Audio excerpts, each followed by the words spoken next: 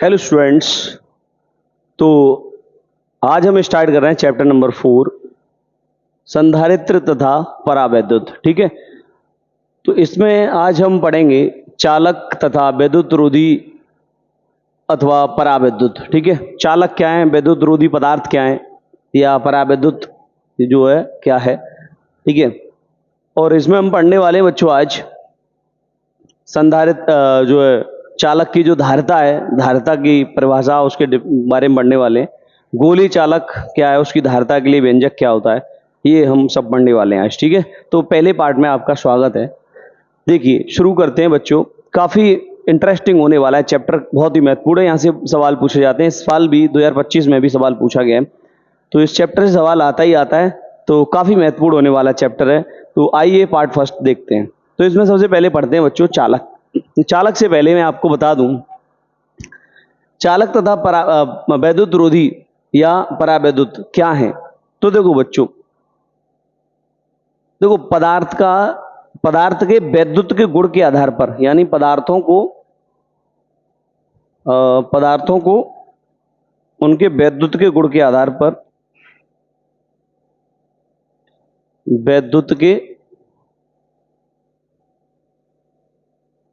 गुण के आधार पर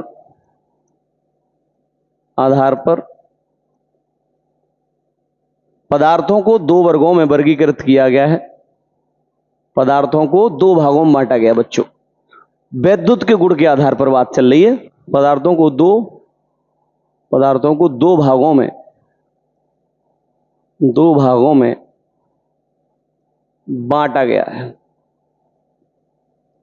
ठीक है, पहला क्या है, पहला पॉइंट है हमारा चालक। चालक क्या है, और दूसरा है वैद्युत रोधी क्या है। ठीक है, तो चालक क्या है, तो वे पदार्थ बच्चों, वे पदार्थ जिनमें धारा का प्रवाह आसानी से हो जाता है। धारा का प्रवाह आसानी से हो जाता है। ठीक है बेटा, तो वे पदार्थ जिनमें धारा का प्रवाह आसानी से, यानी विद्युत धारा का प्रवाह आसानी से हो जाता है, चालक कहलाते हैं। ठीक है, चालक कहलाते हैं। जैसे सभी धातुएं बच्चों आपने पढ़ा होगा, जैसे कॉपर है, ठीक है, कॉपर, एल्यूमिनियम, ठीक है, चांदी है, सोना है, एयू है ना, गोल्ड है, पारा है, ये सब धातुएं क्या है, सभी विद्युत की चालक होती हैं। अब विद्युत रोधी पदार्थों की बात करें, धातुओं के अलावा कुछ अधातु, जैसे ग्रेफाइट है, वो भी विद्युत की चालक है। अधातु है, ग्रेफाइट क्या है, अधातु। जैसे कि पेंसिल होती है, पेंसिल में जो काला पदार्थ होता है, जो ग्रेफाइट है, कार्बन का अप्रूप, वो क्या है, विद्युत का चालक होता है। ये धातु है, धातु के अतिरिक्त वो क्या है, अधातु है, फिर भी वो विद्युत की चालक है। अब ये इसमें मुक्त इलेक्ट्रॉन पाए जाते हैं, इस कारण ये बच्चों विद्युत के चालक होते हैं। विद्युत रोधी की बात करते हैं, तो वे पदार्थ जिनमें धारा का प्रवाह नहीं होता, वे पदार्थ जिनमें धारा का प्रवाह नहीं होता है, वे पदार्थ जिनमें धारा का प्रवाह नहीं होता है, विद्युत रोधी या चालक कहलाते हैं, या परावैद्युत कहलाते हैं। विद्युत रोधी कहलाते हैं। ठीक है, जैसे बेटा रबड़, जैसे रबड़, लकड़ी, प्लास्टिक, पॉलीथिन, ये सब। ठीक है,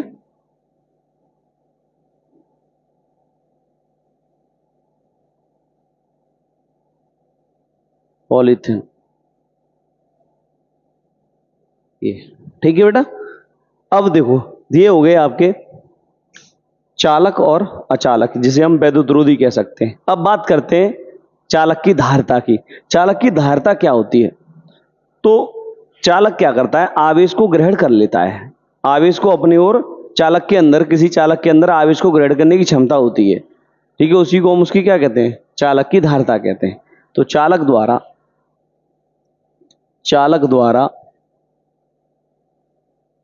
आवेश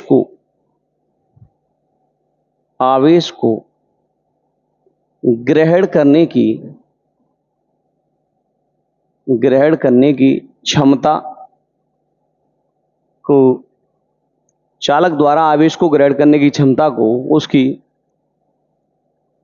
धारिता कहते हैं। ठीक है बेटा। जैसे चालक क्या करेगा, आवेश जितना भी ग्रहण करेगा जो उसकी वो धारिता कहलाएगी। जैसे आप 5 रोटियां खाते हैं तो ये आपकी क्या होगी, धारिता होगी। ठीक है, ऐसे ही चालक द्वारा आवेश को ग्रहण करने की जो क्षमता है उसकी, जितना आवेश ग्रहण कर लेता है वही उसकी क्या होती है, धारिता। कम आवेश ग्रहण करेगा तो उसकी धारिता कम होगी, और ज्यादा धारिता मतलब धारण करने की क्षमता। ठीक है, तो अगर ज्यादा आवेश को ग्रहण करेगा, ज्यादा आवेश को स्टोर कर लेगा तो उसकी धारिता ज्यादा होगी। इसे सी से प्रदर्शित करते हैं, ठीक है बेटा। अब C बराबर होता है Q/P। C बराबर क्या होता है, Q/P। यहां से भी परिभाषित किया जा सकता है धारिता को। संधारित्र की क्या है, चालक को दिया गया आवेश तथा उसके सिरों पर उत्पन्न विभवांतर के अनुपात को उसकी धारिता कहते हैं। समझ में आया? या आप ये परिभाषा भी लिख सकते हैं यहां से, या आप ऐसे भी लिख सकते हैं बच्चों, कैसे, चालक को दिया गया आवेश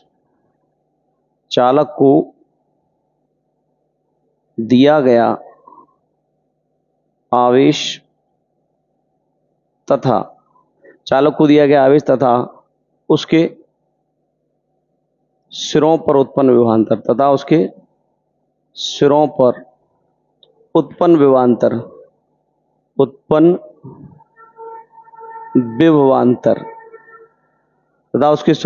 विभवांतर के अनुपात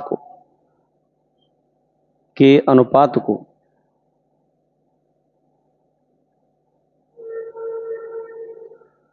चालक की क्या कहते हैं बेटा, धारिता कहते हैं। चालक की धारिता कहते हैं। ठीक है भाई, ये हो गई। यहां से इसका अगर मात्रक की बात करें बच्चों, तो ये मात्रक इसका जो होगा, आवेश का मात्रक क्या होता है, कूलाम। आवेश का मात्रक आप जानते हैं कूलाम होता है, और ये विभव का मात्रक क्या होता है, वोल्ट। तो कूलाम प्रति वोल्ट इसका मात्रक होता है, कूलाम प्रति वोल्ट।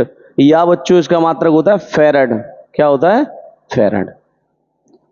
ठीक है, तो ये हो गया वैद्युत धारिता या चालक की धारिता। ठीक है, नेक्स्ट टॉपिक है आपका विलगित गोलीय चालक की धारिता के लिए सूत्र। ठीक है, विलगित गोलीय चालक की धारिता के लिए व्यंजक या के लिए सूत्र की बात करते हैं। तो थोड़ा ये थ्योरेटिकल पोर्शन था, मैंने यहाँ नोट कर दिया है। ठीक है, बाकी थोड़ा सा वैसा न्यूमेरिक है, वो मैं अभी समझाता हूँ आपको। तो आइए समझते हैं।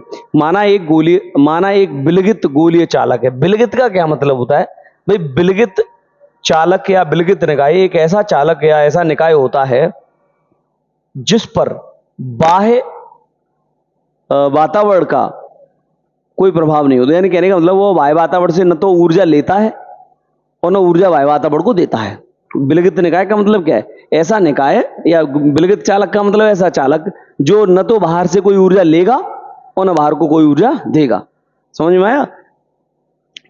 और बाह्य पर्यावरण के कारण उसके द्रव्यमान पे कोई फर्क नहीं पड़ता, न तो वो द्रव्यमान उसका लॉस होगा न उस पर द्रव्यमान आएगा। ठीक है, तो ये होता है विलगित चालक या विलगित निकाय। तो माना एक विलगित गोलीय चालक है जिसकी त्रिज्या ए है। तो माना कोई विलगित गोलीय चालक है जिसकी जो रेडियस है वो ए है, यह निर्वात में स्थित है।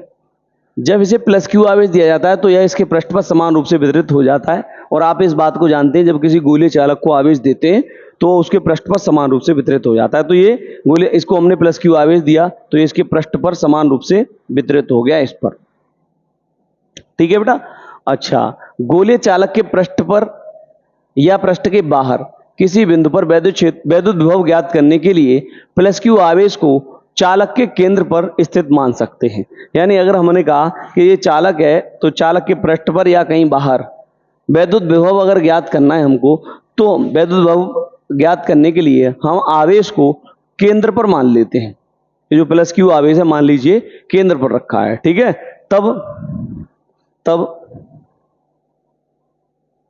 तब चालक के पृष्ठ पर विभव, अब विभव निकाल लो बेटा। यहाँ पे विभव B बराबर फॉर्मूला 1/4 एप्सिलॉन नॉट, अरे एक आवेश के काट विभव का फॉर्मूला V बराबर 1/4 एप्सिलॉन नॉट, और Q अपॉन R होता है, और R की जगह पे यहाँ दूरी क्या लगेगी, A लगेगी। बोलो, ये समीकरण फर्स्ट बना दो, ठीक है। नाउ यदि चालक की धारिता C है, तब C बराबर Q अपॉन V, तब C बराबर बेटा क्या, तब C बराबर Q अपॉन V से। V का मान समीकरण फर्स्ट से रख दो यहाँ पर, समीकरण फर्स्ट से V का मान रखने पर यहाँ लिख देते हैं, समीकरण फर्स्ट से V का मान रखने पर, V का मान रख देंगे तो C बराबर Q अपॉन, V का मान है 1/4 pi epsilon not Q upon A, ठीक है। ये वैल्यू ऊपर पहुंच जाएगी, तो आप यहां कर दे रहे हैं इसको, तो C बराबर हो जाएगा आपका, ये Q है, ये यहाँ ऊपर ये Q है, और ये 4 pi epsilon not into A, तो ये पहुंच जाएगा 4 pi epsilon not into A, ठीक है। ये अपॉन नीचे Q बचा, और इस Q से Q कट जाएगा, तो C बराबर आएगा 4 pi epsilon not into A, और यही गोलीय चालक की धारिता का व्यंजक है, ठीक है। अगर त्रिज्या को आप R मान लेते तो यहाँ R आ जाएगा, ठीक है। अच्छा, एप्सिलॉन नॉट क्या है, तो आप जानते ही हैं एप्सिलॉन नॉट माध्यम निर्वात की वैद्युतशीलता। एप्सिलॉन नॉट क्या है, निर्वात की क्या होती है, वैद्युतशीलता होती है। ये आपको पढ़ा चुका हूं मैं पहले ही चैप्टर में। इसका मान होता है 8.85 गुणा 10⁻⁻12 है। और ए क्या है यहाँ पर, ए चालक की त्रिज्या है बच्चों, ए चालक की त्रिज्या है, पाई आप जानते ही हैं, और ये सी संधारिता, और ये चालक की धारिता के लिए व्यंजक हो गया, ठीक है। तो मुलाकात करेंगे नेक्स्ट टॉपिक में, पार्ट 2 में, नेक्स्ट पार्ट 2 में, ठीक है।